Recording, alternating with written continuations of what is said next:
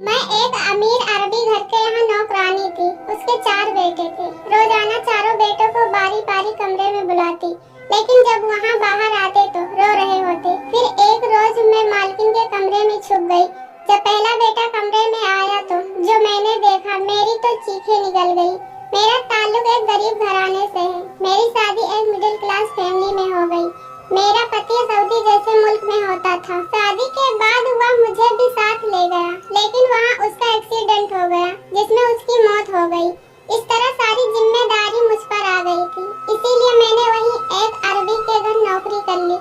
लेकिन वहाँ नौकरी करने से ज्यादा पैसे मिलते हैं। मुझे काम करते हुए बहुत दिन हो गए थे। शुरू के कुछ दिन तो मैं बहुत डरती थी कि कहीं मुझसे कुछ गलत ना हो जाए, लेकिन फिर मुझे अपने आप पर भरोसा हो गया, क्योंकि मेरी मालकिन भी मेरे काम से बहुत खुश थी। उनके 4 बेटे थे और उनका पति नहीं था। उनके बेटे अलग अलग काम करते थे और 2 बेटे तो शादीशुदा थी और 2 बेटे साथ नहीं रहते थे जो गैर शादीशुदा थे, लेकिन काम के सिलसिले में अलग अलग ही रहते। 2 हफ्ते में एक दिन एक बेटे को बुलाती और उनको वो अलग अलग कमरे में ले जाती, और जब भी वह बेटे उस कमरे से निकलते तो वहाँ रो रहे होते, लेकिन कभी भी वह इकट्ठा नहीं हुए थे। मुझे भी 2 माह काम करने के बाद पता चला कि मालकिन के 4 बेटे हैं। वैसे तो जब वह घर आते तो हंसते मुस्कुराते, खूब गपशप करते और वह औरत उनको भी खूब याद करती, लेकिन हफ्ते में सिर्फ एक दिन एक ही बेटा था और वह औरत उनको लेकर अपने कमरे में चली जाती। कुछ घंटे बाद वह उनके कमरे से निकलता तो वह रो रहा होता। अक्सर मैं इस बात पर हैरान होती और परेशान भी। औरत जब बेटे के जाने के बाद कमरे से बाहर निकलती तो बहुत खुश नजर आती, बल्कि अक्सर वह खुश भी होती। मुझे समझ नहीं आती थी कि यह क्या चल रहा है। मुझे कुछ मालूम तो करना ही था, इसलिए मैंने उस औरत पर नजर रखना शुरू कर दी। उस औरत पर वैसे कोई भी हरकत नजर नहीं आती थी, लेकिन अपने बेटों पर हफ्ते के कुछ दिन मखसूस कर रखती थी। एक दफा उस औरत का बड़ा बेटा घर नहीं आया और औरत बहुत परेशान नजर आ रही थी। मुझे हैरत हुई कि अगर बेटा एक रोज नहीं आया तो उसमें ऐसी कौन सी बात है। इसी बात में मेरा शक यकीन में बदल गया और मैं उस औरत का राज जानने की कोशिश करने लगी। इसलिए जब उसका दूसरा बेटा आया तो मुझे मालूम था कि उसे लेकर वहाँ कमरे में जाएगी, इसलिए मैं पहले ही उस कमरे में एक अलमारी के पीछे जाकर छुप गई। मैं जानती थी कि इस बात से पर्दा उठ जाए। वह औरत उस कमरे में दाखिल हुई और उसके पीछे पीछे उसका बेटा कमरे में आया। उसने दरवाजा बंद किया और वह औरत जाकर बिस्तर पर बैठी। मैं इंतजार में थी कि अब क्या होगा। जैसे ही उसका बेटा उसके पास गया तो मेरी चीख निकल गई और उन्हें मालूम हो गया कि मैं कमरे में मौजूद हूँ। उस औरत ने मुझे गुस्से में डांटा और कमरे से निकाल दिया, लेकिन जितना मैंने देखा था मेरे लिए यही काफी था। क्या कोई माँ इतना गिर सकती है, यह मैंने कभी नहीं सोचा था। मुझे उससे नफरत होने लगी। अरबी औरतों के बारे में इससे पहले भी बहुत कुछ सुन रखा था, लेकिन लगता था वह सब कहानियाँ ही हैं, बल्कि वह सब तो यकीनन दूसरे लोगों के बारे में होती हैं। उनके साथ कोई ऐसा कर सकता है। मुझे तो उन बेटों के साथ बेबसी महसूस होती है जो हर सूरत में वह माँ के पास आते ही हैं। उनकी माँ अपने मकसद के लिए इस्तेमाल करती थी। वह चाहती तो दूसरी शादी कर सकती थी और इस मकसद के लिए अपने बेटों को इस्तेमाल करने की जरूरत नहीं थी। वह एक विधवा औरत थी और अच्छी खासी पैसे वाली भी थी। बच्चे तो सारी अपनी जिंदगी में मसरूफ भी थे। वह दूसरी शादी कर लेते तो किसी ने भी उसे कुछ कहना भी नहीं था, लेकिन कम से कम इतना घिनौना काम तो नहीं करती। मुझे उस औरत से नफरत महसूस होने लगी थी और मैं चाहती थी उसके पास भी कभी ना रुकूं, बल्कि यहाँ से किसी तरीके से निकल जाऊं। और इस मुल्क में रहने के बाद मुझे उसके बारे में मालूम तो ही हो गया था, इसलिए मैंने और जगह नौकरी तलाशने शुरू कर दी। एक डिपार्टमेंट स्टोर में सेल्स गर्ल की नौकरी थी और पढ़ाई भी कुछ ज्यादा नहीं मांगी थी, सिर्फ अरबी बोलने वाली लड़की होनी चाहिए थी। मैंने वहाँ जाकर इंटरव्यू दिया और मेरी किस्मत अच्छी थी कि यह नौकरी मुझे मिल गई। मैंने उस वक्त यहाँ से नौकरी छोड़ दी और वहाँ डिपार्टमेंट स्टोर में नौकरी कर ली। जब उसके पास से नौकरी छोड़ी तो उसने पूछा, क्या बात है जो तुम हम लोगों को छोड़कर जा रही हो? इतनी तनख्वाह मैं तुम्हें देती हूँ, लेकिन फिर भी तुम तैयार नहीं हो, क्योंकि मुझे ऐसी औरत के पास काम ही नहीं करना था। उस औरत से नफरत की वजह कुछ गलत नहीं थी, क्योंकि हमारे माशरे में माँ को किसी देवी से कम का दर्जा नहीं दिया जाता और मैं भी औलाद के लिए क्या क्या कुर्बानियाँ नहीं देती। वह रोज कुर्बानी और शायद डर का रिश्ता होता है।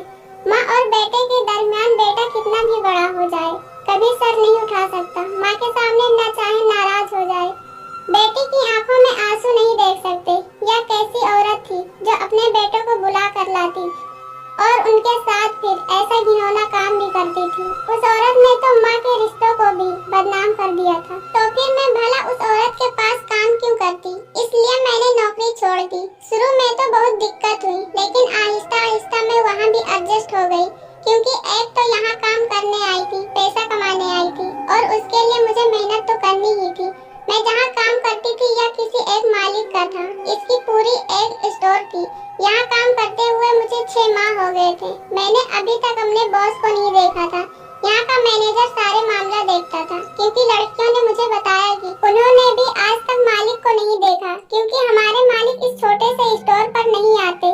उनका एक पूरा स्टोर का चैन होता है जो पूरे सऊदी अरब में फैला हुआ है, इसलिए उनके पास वक्त नहीं होता कि वह एक एक स्टोर पर जाएं और मामला देखें। मुझे हैरानी हुई कि आखिर उनको देखना तो चाहिए जो अपने ही स्टोर में एक भी दफा नहीं आया। लेकिन इस हैरानी में मैं क्या कर सकती थी? लड़कियां मुझसे पूछती कि तुम इससे पहले कहाँ काम करती थी, तो मैं यही कहती कि यहाँ से पहले मैं एक और स्टोर में काम करती थी।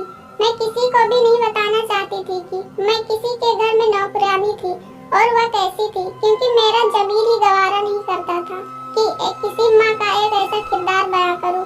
एक दिन उसको पहुंची तो सबको अफरा तफरी के माहौल में देखा। उसने पर यह मालूम हुआ कि वह सब इसलिए हैरान है क्योंकि उनका मालिक आने वाला है और बहुत अरसों बाद आ रहे हैं। उनका स्वागत बहुत अच्छे अंदाज में होना चाहिए। बात बिल्कुल ठीक थी। मैं भी अपना काम करने लगी। दोपहर में मालिक आए तो एक एक अपने काम करने वाले वर्कर में मिलने लगे और जब मेरे डिपार्टमेंट में पहुंचे तो उन्हें देखकर मुझे लगा कि जैसे उसकी छत मेरे सर पर आ गिरी हो। वह मालिक उसी औरत का सबसे बड़ा बेटा था। मुझे देखकर उन्हें भी हैरत हुई, लेकिन उन्होंने किसी के सामने बात नहीं की और न ही अपनी गैरत जाहिर की। स्टोर का बातचीत करके चले गए, लेकिन मुझे अजीब सा महसूस हुआ। मैं सोचने लगी कि जिस औरत की वजह से मैं यहाँ भाग कर आई हूँ और जिस औरत से मैं बहुत नफरत करती हूँ, उसी बेटे के अंडर में काम करती हूँ। यह बात मुझे पहले मालूम होनी चाहिए थी।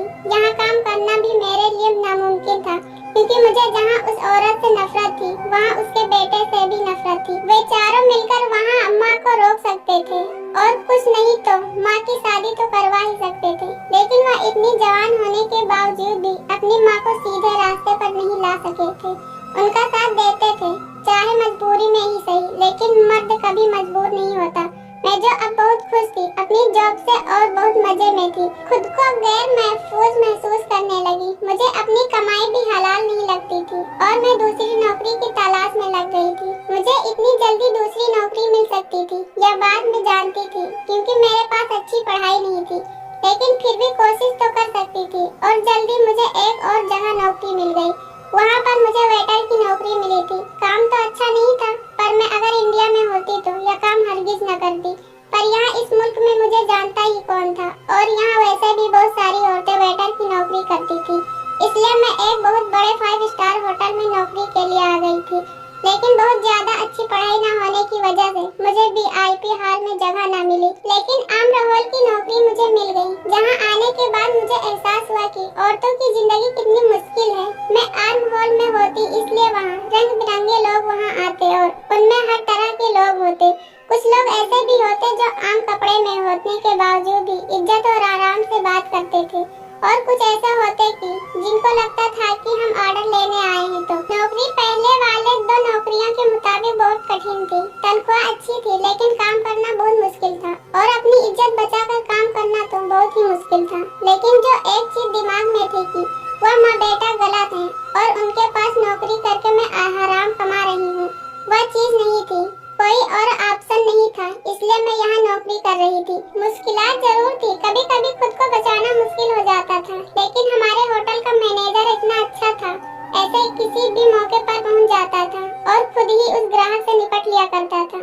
मुझे जहाँ काम करते हुए 2 माह हो चुके थे और किसी हद तक मैं यहाँ के माहौल को समझ चुकी थी। जिस तरह के लोग होते थे तो उसी अंदाज में पेश आती थी। काम में बेहतरी होने की वजह से ज्यादा मसाइल का सामना नहीं करना पड़ता था और जो बदतमीज किस्म के ग्राहक होते थे उनसे निपटना